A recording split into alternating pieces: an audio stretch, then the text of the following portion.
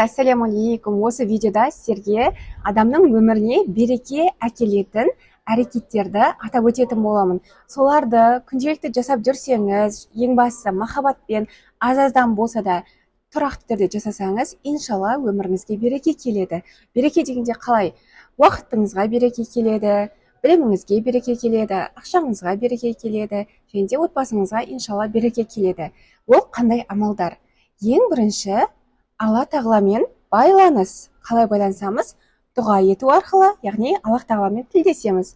Екінші, Құран оқу арқылы, Аллах тағаламен байланысу арқылы өмірімізге береке иншалла кіреді.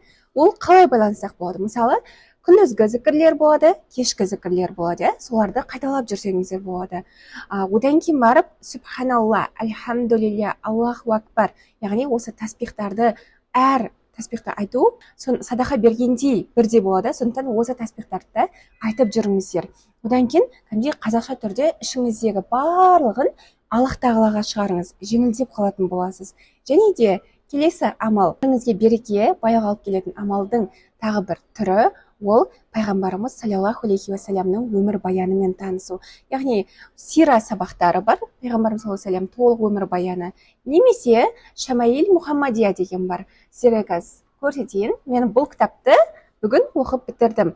Бұл кітапта пайғамбарым саллаллаху алейхи уассаламның сырт бейнесі және де қасиеттері туралы жазылған. Мысалы, пайғамбарым саллаллаху алейхи уассалам түр әлпеті қандай болған, қандай киім киген, қалай тамақтанған, құлшылығы қандай болған, намаздары, Құран оқуы, жүруі, түндегі ұйқысы, барлығы қамтылған өте керемет кітап.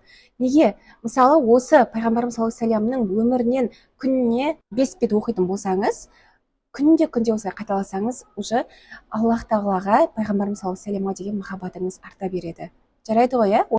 Келесі береке әкелетін амал, ол пайғамбарымыз саллаллаху алейхи уассаламға салауат айту. Салауатты сәжде кезет приложениесінен, немесе намаз оқимыз ғой, намаз оққанда Аллахума солли, Аллахума бәрик деген салауаттар бар. Соларды айту арқылы, иншалла сіздің өміріңізге, уақытыңызға, ақшаңызға иншалла береке кіреді. Бірақ бірінші орынға өзіміздің пайдамыз, эгоны ойламау қажет. Бірінші Алла разылығы үшін деп ниетті үнемі дұрыстап отыру қажет.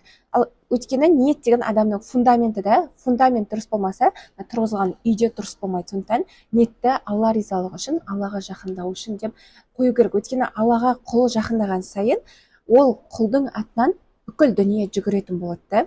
Бірақ жаңағыдай ниетті дұрыстау керек. Аллаға барынша дұрыс жақындау, Алламен дұрыс қарым-қатынаста болу, алдамау. Келесі береке кіргізетін амал, ол үнемі Құран сүрелерін жаттап отыру. Қалай? Мысалы, ниет етіп қоясыз, мен кішкенеден болса да Құран сүрелерін жаттаймын. Яғни, мысалы, сіз Фалақ сүресін білмеуіңіз мүмкін, немесе Нас, немесе Наср сүресі бар, Қадыр сүресі бар да.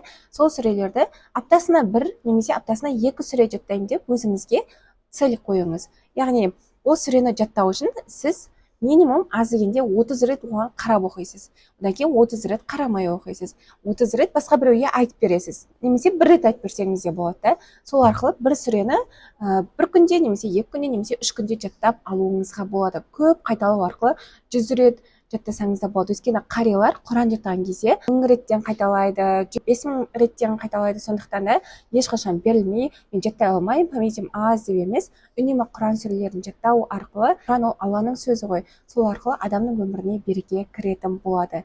Және де ең басты береке кіргізетін амал, ол басқа адамдарға пайдалы болу. Сіз қалай пайдаңызды келтіре аласыз? Мысалы, біліміңізбен пайдалы болуыңыз мүмкін, немесе садақа беруіңіз мүмкін, немесе көмек, балаға бақыт беру деген сияқты сондай бір жақсы істерді ол адамнан кері қайтарымды күтпей, Алла ризалығы үшін деп жасайтын болсаңыз, сіздің өміріңізде бақыт артатын болады, береке көбейетін болады.